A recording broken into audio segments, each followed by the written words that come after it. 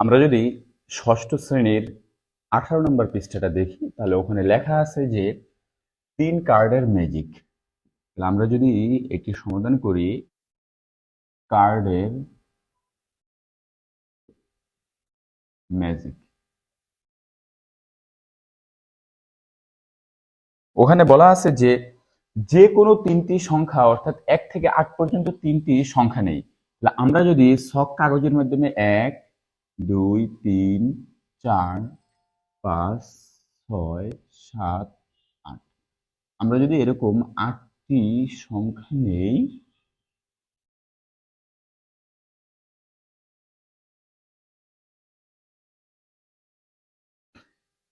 অর্থাৎ 3 কার্ডের ম্যাজিকে 1 থেকে 8 পর্যন্ত 8টি সংখ্যা নিলাম আমি। 3 কার্ডের ম্যাজিকটাকে আপনি যদি একক ঘরের স্থানীয় মানটা যদি বলে দিতে পারেন, তাহলে টিচার বা অন্য কেউ বা আপনারাও এই অঙ্কটা দেখার পরে পারবেন বলে দিতে দশক ও শতকের স্থানে কোন ঘরটা হবে, অর্থাৎ কোন সংখ্যাটা আসবে বিয়োগফল, সেই জিনিসটা সবাই বলে দিতে পারবেন। তাহলে 3 কার্ডের ম্যাজিক এখানে বলা আছে, অর্থাৎ 1 থেকে 8 পর্যন্ত সংখ্যাগুলো নির্বাচন করি এবং এখান থেকে যে কোনো 3টি সংখ্যা, আপনি যে কোনো 3টি সংখ্যা নিয়ে সমাধান করতে পারেন। তাহলে আমি যদি এখান থেকে সমাধান করি, নির্বাচিত সংখ্যা 3টি, নির্বাচিত সংখ্যা,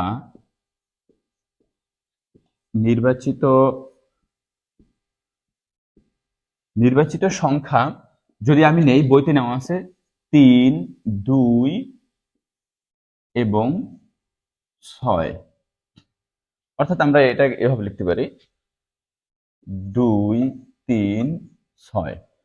এখন এখানে এই 3টি সংখ্যা যদি আমি নির্বাচন করি, এর মাধ্যমে কিভাবে আমি সমাধানটা করতে পারি, তাহলে এই অঙ্ক 3টির বৃহত্তম সংখ্যা লিখতে হবে। এখানে বৃহত্তম সংখ্যা হচ্ছে 6 3 2, ক্ষুদ্রতম সংখ্যা যদি লিখি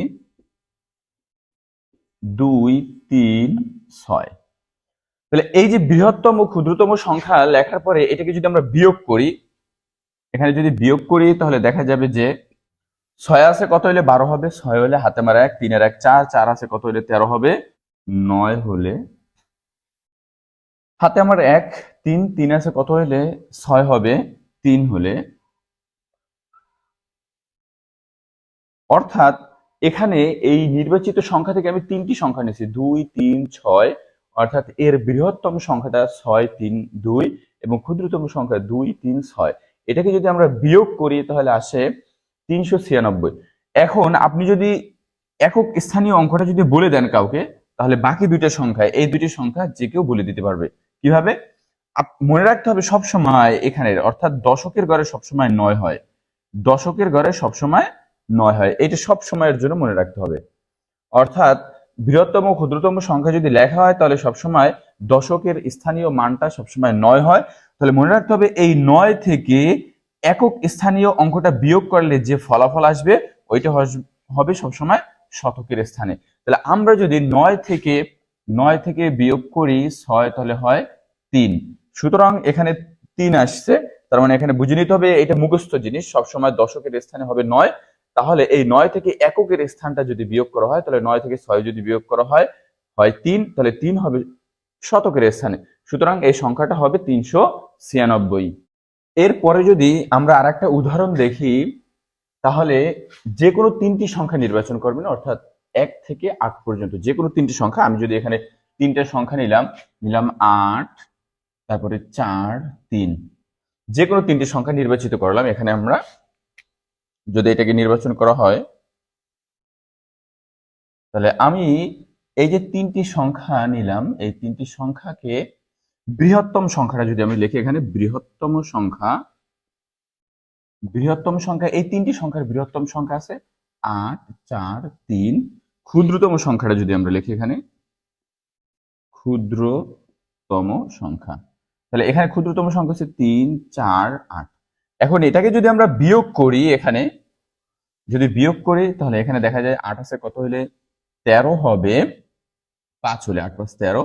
আচ্ছা, হাতে আমার 1 5, 5 আছে কত হলে 14 হবে, 9 হলে হাতে আমার 1 4 আছে কত হলে 8 হবে, 4 হলে, তাহলে এখানে যদি 4 হয়, অথবা আমরা এটাকে লিখে দিতে পারি এইভাবে যে 4। সব সময়ের জন্য এখন ম্যাজিক সংখ্যাটার একক স্থানীয় অঙ্কটি যদি কাউকে বলে দেওয়া হয়, একক স্থানীয় অঙ্কটা হচ্ছে 5। তাহলে আমি এখানে লিখে নিলাম একক স্থানীয় অঙ্কটা 5। 3 কার্ডের ম্যাজিকে এটা একক স্থানীয় অঙ্কটা বলে নিতে হবে। এবং এই যে মাঝে সবসময় আমি বলে একটু আগেও বলে দিছি, মাঝে সবসময় 9 হয়, তাহলে 9 থেকে যদি বিয়োগ করা হয়, 9 থেকে যদি আমি 5 বিয়োগ করি তাহলে হয় 4। তাহলে এই যে একক স্থানীয় অঙ্কটা হচ্ছে 4। তাহলে কাউকে যদি একক স্থানীয় অঙ্কটা বলে দেওয়া হয়, তাহলে সে দশক ও শতক স্থানের সংখ্যা দুটি বলে দিতে পারবে। অর্থাৎ সংখ্যা দুটি বলে দিতে পারবে কিভাবে? মাঝখানের অর্থাৎ দশকের স্থানে সবসময় হবে 9। 9 থেকে যে সংখ্যাটা বলা হবে ওই সংখ্যাটা বিয়োগ করলে পূর্বের শতকের স্থানের অঙ্কটা পাওয়া যায়। তাহলে যদি 5 বলে দেওয়া হয়, তাহলে সে বলে দিতে পারবে 495 হবে এর বিয়োগফল। অর্থাৎ এই 3 কার্ডের ম্যাজিকই হলো এটা, যে একক স্থানীয় অঙ্ক যদি কেউ বলে দেয়, তাহলে বাকি দুটি সংখ্যা অর্থাৎ দশক ও শতকের স্থানের মানটাও যে কেউ বলে দিতে পারবে। আমরা যদি ষষ্ঠ শ্রেণীর 19 নাম্বার পৃষ্ঠায় যাই, তাহলে ওখানে লেখা আছে যে প্রিয় নামের বয়স জানো। তাহলে আমরা যদি প্রিয় নামের বয়স বের করতে চাই, তাহলে আমরা এখানে লিখে নিলাম প্রিয় নামের বয়স জানো। তাহলে একটা সূত্র সবসময় মনে রাখতে হবে, 10 গুণ তোমার বয়স। আমি যদি এটাকে এভাবে বের করি, বয়স যা পাবা এখানে লিখে নিতে হবে গুণ করার পরে, এবং 9 গুণ প্রিয় নামের বর্ণের সংখ্যা গুণ করে যা পাবা এখানে লিখতে হবে। এই দুইটাকে যদি বিয়োগ করা হয়, তাহলেই তোমার বয়স কত এটা বের করা যাবে।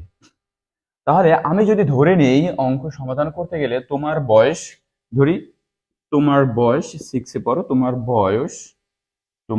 বয়স হচ্ছে 12 বছর। তাহলে এই 12 বছরটা আমি কিভাবে বের করবো? হ্যাঁ, আমি যদি 12 বছর বের করতে চাই, তাহলে এখানে আছে 10 গুণ তোমার বয়স এখানে 12। তাহলে 10 এর সাথে যদি তোমার বয়স গুণ করা হয়, তাহলে হয় 120। এবং প্রিয় নাম, ধরো তোমার প্রিয় নাম হচ্ছে আদিল। তোমার তাহলে 1 2 3 4, তাহলে এখানে বর্ণ আছে 4টি, এখানে বর্ণ আছে 4টি। তাহলে এখানে 9 গুণ 4, 4 নং হচ্ছে 36। আমি যদি 36 লিখি, এখন এটাকে যদি বিয়োগ করি, তাহলে কত হয়? 6 আছে কত হলে 10 হবে, 4 হলে হাতে আমার 1, 3 এর 1 4, 4 আছে কত হলে 12 হবে, 8 হলে 84, হাতে আমার 1, 1 এর 1 0, যাওয়ার দরকার নেই। সব সময় মনে রাখতে হবে যে অর্থাৎ দশক অথবা সর্বডানে, অর্থাৎ সর্ব বাম পাশে, ডানে নয়, ভুল, সর্ব বাম পাশে যে অঙ্কটা থাকবে, এই অঙ্কের সাথে তার পূর্বের অর্থাৎ শেষের ডানের একক স্থানীয় অঙ্কটা যোগ করতে হবে সব সময়ের জন্য। তাহলে 8 যোগ 4, তাহলে যোগ করলে হয় কত? 12। 8 আর 4 12। তাহলে এখানে তোমার বয়স ধরা হয়েছিল 12। এভাবে তুমি তোমার বন্ধুর বয়স বা প্রিয় মানুষের বয়স বা তোমার বয়স বের করে দিতে পারবা। এই সংখ্যাটা অর্থাৎ বিয়োগফলটা বলে দিতে হবে। তুমি যার সাথে ধাঁধাটা নিবা তাকে এই বিয়োগফলটা বলে দিবা, তাহলে সে তোমার বয়স বলে দিতে পারবে তুমি মনে মনে কত ধরলা। তাহলে এখন যদি আমি আরেকটা অঙ্ক এরকম সমাধান করে দিতে চাই, ধরো এখানে 10 বছর, তোমার বয়স, ধরি তোমার বয়স হচ্ছে 25 বছর, তোমার বয়স 25 বছর, এটা কিভাবে আমি বের করবো? হ্যাঁ, আচ্ছা, এবং তোমার প্রিয় মানুষের নাম হচ্ছে ফাহিম। ফাহিম, তো 1 2 3 4 5, এখানে বর্ণ আছে কয়টি? 5টি। তাহলে এই 25 বছর বয়স কিভাবে বের করবো? তাহলে এখানে বলেছে 10 গুণ তোমার বয়স, তাহলে 10 গুণ তোমার বয়স এখানে 25 বছর ধরা হয়েছে। তাহলে 25 বছর যদি হয়, তাহলে কত হবে? এখানে 10 এর সাথে 25 গুণ করলে হয় 250, এবং 9 এর সাথে গুণ করতে হবে তোমার প্রিয় নামের বর্ণের সঙ্গে। তাহলে তোমার প্রিয় নাম যদি হয় ফাহিম, তাহলে এখানে আছে 5, তাহলে 5 যদি গুণ করো, তাহলে 5 নং 45। তাহলে আমরা যদি এখানে 45 লিখি, তাহলে এখন এর বিয়োগফল কত আসে? আমরা যদি বিয়োগ করি, 5 আছে কত হলে 10 হবে, 5 হলে হাতে আমার 1, 4 আর 1 5, 5 আর 5 মিলে হয় 0। এখানে 2 আছে, এখানে 2। তাহলে বিয়োগফল হলো, অর্থাৎ 250 থেকে যদি আমি 45 বিয়োগ করি তাহলে হয় 205। সবসময়ের জন্য মনে রাখতে হবে, আমি বলছি ডান পাশের বর্ণ অর্থাৎ অঙ্কটার সাথে তার পূর্বে যত অঙ্ক থাকবে এই অঙ্কগুলোর যোগফল যদি করা হয় তাহলে আমরা বয়স বের করতে পারি। তাহলে 20-এর সাথে যদি 5 যোগ করা হয় তাহলে হয় 25। তাহলে এখানে বয়সটাও ধরা হয়েছিল 25 বছর। তাহলে এখন যদি আমরা আরেকটা এখানে করি, যদি ধরো তোমার বয়স হচ্ছে 35 বছর, তাহলে এখানে বলা আছে 10 গুণ তোমার বয়স, তাহলে 35 গুণ 10, 35-এর সাথে যদি আমরা 10 গুণ করি তাহলে হয় 10 গুণ 35, তাহলে হয় 350। এবং তোমার প্রিয় নাম যদি হয় ধরো তাইফ, যদি তাইফ হয় তাহলে তাইফ বানান 1 2 3 4, 4টা বর্ণ আছে, তাহলে 9-এর সাথে যদি তুমি 9 গুণ 4 তাহলে 4 9 36 হয়। তাহলে এইটা যদি বিয়োগ করো,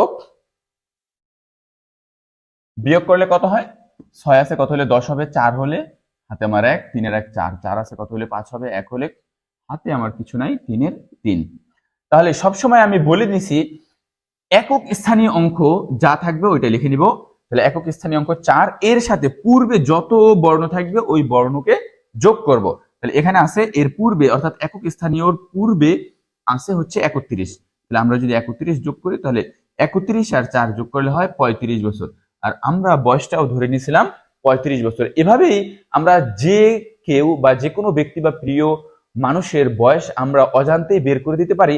মনে রাখতে হবে সবসময় একক স্থানীয় অঙ্কটার সাথে তার পূর্বের যত সংখ্যা থাকবে ওই সংখ্যা যোগ। তাহলে একক স্থানীয় আছে 4, এর পূর্বে সকল বর্ণ আছে 31, তার মানে আমি এখানে লিখে নিলাম 31। 31 আর 4 যোগ করলে হয় 35। তার মানে আমি ধরে নিয়েছিলাম প্রিয় মানুষের বয়স বা তোমার বয়স 35, সুতরাং আমিও এখানে পেয়ে গেলাম 35। এই বিয়োগ করার পরে এই সংখ্যাটা তাকে বলে দিতে হবে যার সাথে, অর্থাৎ এই ধাঁধাটা বলা হবে বা যাকে বের করতে হবে, তাহলে এর যোগফল সবসময় অঙ্কে বা প্রশ্নে বলে দিবে। তাহলে এভাবেই আমরা আমাদের প্রিয় মানুষের বয়স বের করতে পারি।